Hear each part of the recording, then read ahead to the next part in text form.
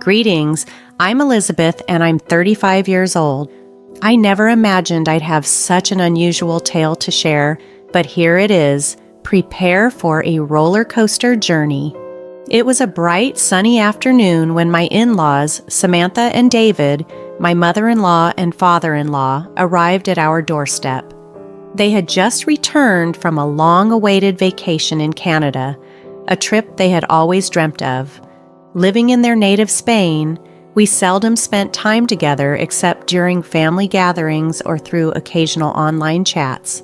From these brief interactions, I had always believed our relationship was strong and positive. Unfortunately, I was soon to discover I was mistaken. Unknown to me, Samantha and David harbored secret plans to undermine both my daughter and me. Their visit was set to uncover a torrent of hidden bitterness and hostility, cleverly masked by their outwardly friendly demeanor. "How are you?" "I'm feeling great, Grandma." "Hi, Grandpa, how was your flight?" "Oh, it was tiring. How do you say, exhausted. I need to rest." "But not before some refreshments, surely." "Ah, Elizabeth, you spoil me." "Hello, Ma. Hello, Papa. It's good to see you well." "Yes, my son. We made it. Thank God." "Hey, speak English, you two. We want to be part of the conversation. This is just your cue to polish up your Spanish, my dear." From this conversation, anyone would think we were the typical, joyful, extended family. I believed the same, but I was about to uncover truths that would make anyone reconsider their opinions about seemingly pleasant relatives. You see, after marrying into a Spanish family, I embraced a new culture and language alongside my husband, John. While I hadn't become fluent, I knew enough Spanish to pick up on subtleties and sense when things were off. Samantha and David always exhibited warmth and affection when John was present, but they hid their true feelings about me and my daughter, Olivia. The reality of their sentiments began to surface when John left for work. As a housewife, I started to see their true colors, revealing a side of them I had never anticipated. I spent most of my time at home managing our household and nurturing our family. With the arrival of my in-laws, I made sure to be around as much as possible so we could reconnect and spend quality time together. Olivia, having just wrapped up her freshman year at university, was home for the summer. This was a perfect opportunity for us both to bond with our relatives. I envisioned a joyful and harmonious time filled with laughter, games, and meaningful conversations. At first, everything seemed ideal. However, as the days passed, I noticed a troubling pattern. Their conversations increasingly shifted to Spanish, deliberately excluding Olivia and me. We tried to remain polite and didn't mention it, out of respect. But one day, Olivia couldn't hold back her confusion and frustration anymore. "Mom, why do they always speak in Spanish now?" "Oh, my love, it's okay. That's their comfort language, so we need to be accommodating," I reassured her. "But it's all the time now. I thought we'd get to hang out and enjoy this time together." "We will, sweetie, we will. Let's give them some time to adjust to Canada. It must be overwhelming. It'll get better, I promise." So Olivia and I brushed it off as a quirky habit. But as days turned into weeks and their tone became colder when I entered the room, my suspicions grew. It seemed they were purposefully isolating us, confining their real thoughts to their private Spanish conversations. Olivia grew increasingly upset and puzzled by their behavior. She was eager to connect with her cool Spanish grandparents, but their actions made it incredibly challenging. To bridge the growing gap and bring us all closer, I suggested we play a game one evening. "The rules are simple," I explained. "We each tell 2 truths about ourselves and 1 lie. The rest have to guess the lie." "Oh, that sounds fun, and it would be a great way for us all to learn more about each other," I added, trying to inject some enthusiasm. To our surprise, Samantha and David seemed uninterested, even a bit annoyed at the idea. The atmosphere felt strained despite their reluctance and my attempts to be a gracious host. This game, meant to unite us, only highlighted the distance between us, making their discomfort and lack of interest painfully obvious. I abandoned the game idea and instead asked them what they would prefer to do. "I would like to drink some tea and chat with my husband," David responded abruptly. "Oh, okay. Can Mom and I join you?" I asked, hoping to be inclusive. His reply was curt and shocking. "No, my dear, we would just like to enjoy a quiet afternoon." "All right," I acknowledged, trying to mask my disappointment. "I understand you're much older and might not enjoy these games, but you two never talk to us. You're always speaking in Spanish." His reaction was swift and severe. "How dare you speak to us like this? So disrespectful. Were you raised on a farm? How dare you speak to my daughter that way?" I countered, my voice rising in defense. "She's just a kid who wants to spend time with her grandparents, but you're making it incredibly difficult." "Whatever, let's go, David," Samantha interjected sharply. They stood up and began speaking loudly in Spanish, not attempting to hide their conversation. Although I couldn't grasp every word, their tone and gestures made it clear they were speaking ill of us. I felt too humiliated to tell John about the incident when he came home that evening. I worried he might sense the tension at dinner, where, ironically, David and Samantha engaged us in friendly conversation as if the earlier conflict had never occurred. We played along, but the facade of a happy family dinner didn't sit well with Olivia and me. Driven by a mix of curiosity and a growing sense of betrayal, I decided to take action. As Samantha and David chatted in the living room over the next few days, I discreetly started recording their conversations on my phone. With each press of the record button, my hands trembled, but my resolve strengthened. I was determined to uncover the truth hidden in their secret talks. Over a week, I managed to accumulate several recordings of their discussions. I carefully documented each conversation, seizing every opportunity to capture their words. My collection of evidence grew, each recording adding to a growing dossier of their private exchanges. This was not just about understanding anymore. It was about discovering the full extent of their disregard and duplicity. My understanding of Spanish was basic at best, making it difficult to fully grasp their conversations. However, as I replayed the recordings repeatedly, I caught snippets of what sounded like harsh and rude language. The possibility of uncovering something truly unpleasant was daunting, yet I was determined to understand the full extent of what was being said. Fortunately, I had a friend who could help. Lisa, born in Mali and moved to the States as an infant, was perfectly bilingual, thanks to her parents who ensured she maintained her native language skills. Raised in Canada, she was the ideal person to assist me with the translation. One day I called Lisa and asked her to come over. To avoid any chance of Samantha and David spotting her, I discreetly brought her around to the back of the house. We found a quiet spot outside where we could talk without being overheard. I shared everything with Lisa: the odd behavior of my in-laws, my suspicions, and my fears. She was incredibly supportive, reassuring me that she would do whatever she could to help. "From what you're telling me, it sounds like they're discussing some pretty concerning stuff. But don't worry, I'll do my best to assist in any way I can," she said. "Thanks, love. You're a lifesaver," I replied, grateful for her friendship. "Just doing my job as a best friend," she smiled. As I played the audio recordings for her, Lisa's expression turned pale and she began to tremble. "Lisa, what's wrong?" I asked, concerned. "I can't breathe," she gasped, panic evident in her voice. She was struggling to breathe, and the situation quickly escalated as she experienced what seemed to be a severe panic attack. Fear and concern overwhelmed me as I tried to comfort her, guiding her to a shaded area where she could lie down.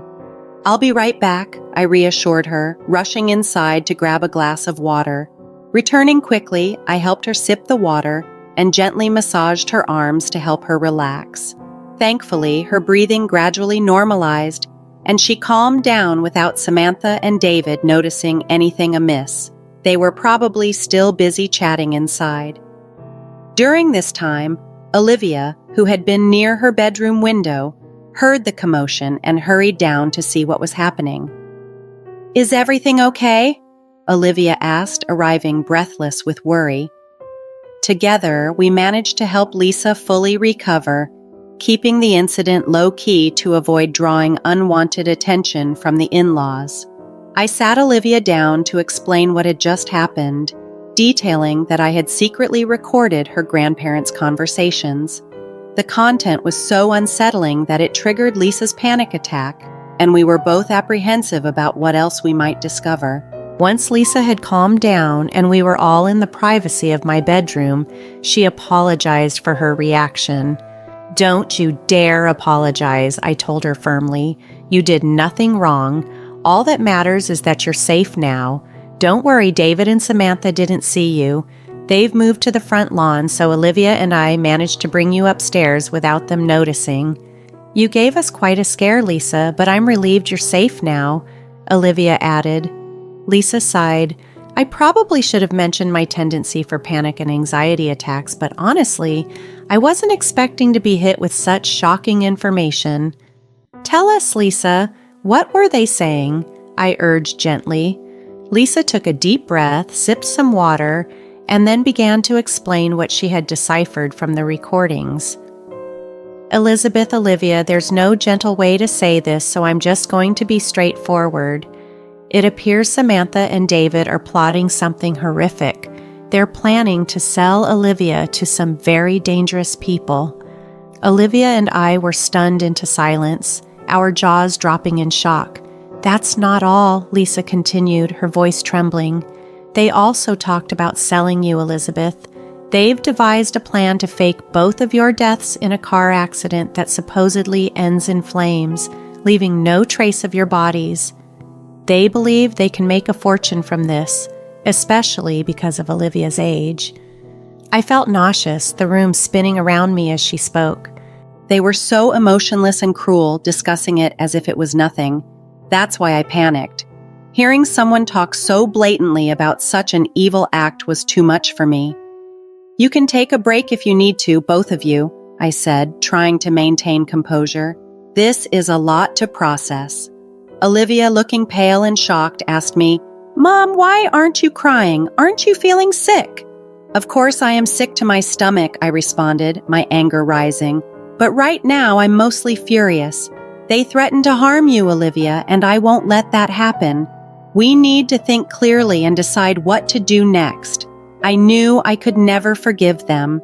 They had said even more horrifying things, but for the sake of our mental well-being, I decided to withhold those details for the moment. The shock and fear that gripped me, Lisa, and Olivia were overwhelming. It was hard to believe that we had been living under the same roof as criminals for the past month. While fear was a constant companion, it was the unbridled rage within me that burned the brightest. I had an intense urge to confront them, to scream at them until they were nothing more than withered husks. But Lisa held me back. "June, I understand you're upset and you have every right to be," she said, her voice steady yet soothing. "But confronting them right now without a plan is not wise. You live with these people. Who's to say they won't retaliate in the worst ways possible?" "You're right. You're absolutely right," I conceded, the logic in her words grounding me. "We have the upper hand because we know what they're planning. We can't afford to lose that advantage." "So, what are we going to do?" I asked, my voice barely above a whisper. "We need to get out of here now," she said firmly. "Go pack your essentials and make sure to lock your door just in case. I'll do the same. Lisa, please help her while I make a call to John." "Sure thing, we'll be back as soon as we're done," Lisa agreed. Once they left the room, the tears I had been holding back started to flow. The enormity of the revelations overwhelmed me, and I couldn't help but break down. Yet there was a part of me that felt relieved to have discovered the truth before it was too late. I wiped my tears and composed myself enough to call John. I told him everything, how his parents had treated us over the past month, their rude outburst after we suggested playing a game, and of course, about the secret recordings and what Lisa had translated. John, you don't need translations to understand the gravity of their words, but you should be prepared for what you're about to hear, I explained. Lisa didn't go into every detail, but she told us enough to confirm that our safety here is compromised. I'm taking Olivia to Lisa's house as soon as we're packed. With that plan set, I focused on the immediate task, ensuring our safety and preparing for the confrontation that would inevitably come once John was fully aware of the depth of his parents' betrayal. I had to tell you everything, and I know it must feel like I've just dropped a bomb in your lap, but you needed to hear the truth. Yeah, that's a lot to take in, John replied, his voice heavy. I'm sorry I didn't share the other stuff earlier. I thought I could handle it on my own. I knew it would break your heart to learn we weren't getting along as well as you hoped. Let me listen to the audio, okay? I'll get back to you soon, he added. We ended the call and I immediately began packing my things, occasionally glancing through the window to ensure that the two culprits were still outside. By the time I finished, Lisa and Olivia returned to my room, and almost at that moment, John called again. His voice was filled with distress, a natural reaction upon discovering such betrayal from his parents. He insisted we leave the house immediately and meet him at Lisa's place. I relayed to Olivia and Lisa as we gathered our essentials. We slipped quietly into the car, parked in the garage, and drove away swiftly. I saw David and Samantha in the rearview mirror, clearly surprised to see us leaving. They tried to call, but I ignored the phone. Upon arriving at Lisa's, I immediately called the police and informed them about everything, directing them to our house to arrest my in-laws. About 25 minutes later, John arrived at Lisa's. We embraced, crying together, releasing the tension and fear that had built up. Meanwhile, Lisa kept us updated on the police's progress. The police had detained Samantha and David successfully. John told us that before coming to Lisa's, he had stopped at the police station to submit the digital evidence I had sent him. With all the evidence in their hands, the police could effectively handle the situation. Although we weren't there to witness it, I imagine the shock and disbelief on Samantha and David's faces as the police stormed into our home. They were caught completely off guard, arrested, and restrained due to the severity of their alleged crimes. The once manipulative and powerful couple was now powerless, their true natures exposed for all to see. The news of their arrest quickly spread through our community, causing disbelief and shock among our acquaintances and neighbors. It was surreal to think that such a dramatic, almost cinematic event was unfolding around ordinary people like us. The revelation that they were involved in human trafficking sent shockwaves throughout the town, shattering the respectable image they had maintained for years both here and back in their home country. The legal proceedings that followed were intense, with the prosecution presenting a robust case built on the compelling evidence we had gathered against Samantha and David. Their fall from grace was complete as the community and legal system responded with swift justice to the crimes they had hidden behind closed doors. Over the weeks, I managed to collect damning evidence, and in the courtroom, the actions of Samantha and David were fully exposed. There was no doubt about their guilt. The evidence was overwhelming. The jury, visibly shocked by the gravity of their crimes, delivered a unanimous verdict of guilty on multiple charges related to human trafficking and conspiracy. As the judge announced the verdict, a sense of relief and satisfaction swept through the courtroom. Samantha and David, once held in high esteem, now faced the stark reality of their actions. They were sentenced to lengthy prison terms and were to be tried in Spain as well, where the laws on such crimes are even stricter, It was clear they would likely spend the remainder of their lives behind bars, effectively removing them from society, a relief to everyone they had endangered. The news of their arrest and conviction spread far and wide, becoming a major national story and serving as a stern warning to others who might think they could commit such atrocities without consequence. It was a triumph for justice, a reminder that no one is above the law. In the aftermath, Olivia, John, and I focused on healing and rebuilding our lives.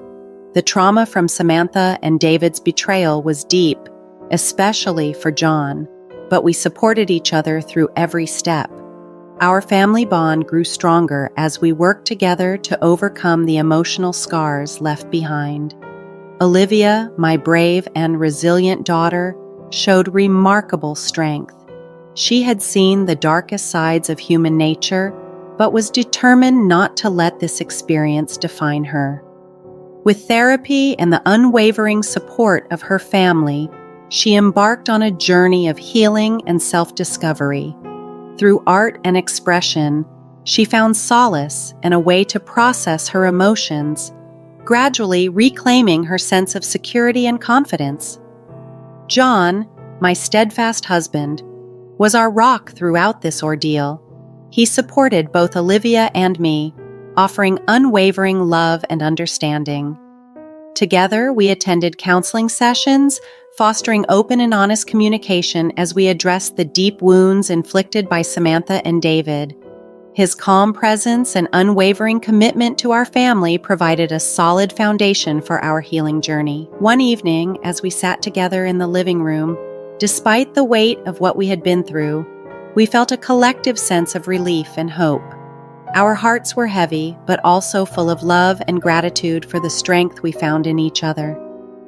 In a heartfelt family meeting about our collective journey and future intentions, the atmosphere was charged with diverse feelings, yet optimism infused the air with a promising glow.